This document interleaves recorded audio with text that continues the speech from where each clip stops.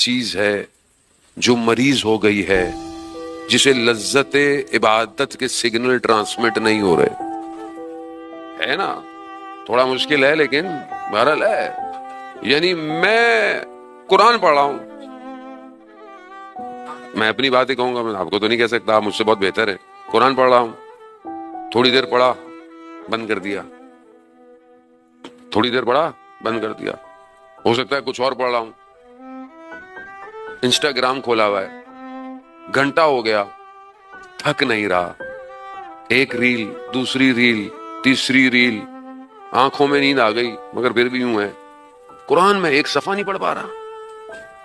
تو کون سا سگنل ہے جس میں گڑبڑ ہو گئی ہے؟ کہیں تو ٹرانسمیشن ہے نا.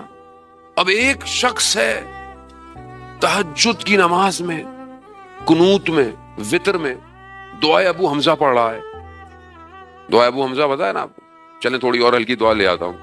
دعائے جوشن کبیر رمضان میں پوری نہیں پڑھی جاتی، مولانا پڑھتے ہیں، ہم لوگ پھکواتے رہتے ہیں کہ انہوں نے تو پوری پڑھی ہی ہوگی کم از کم. دعائے جوشن کبیر پونا گھنٹہ لگتا ہے، فاسٹ ٹریک میں بھی جائیں آپ. قنوت میں ایک شخص دعائے جوشن کبیر پڑھ رہا ہے اور لذت بڑھتی چلی جا رہی ہے، بڑھتی چلی جا رہی. تو یہ کون سے سگنل ہیں جو کہیں اور ٹرانسمٹ ہوتے ہیں؟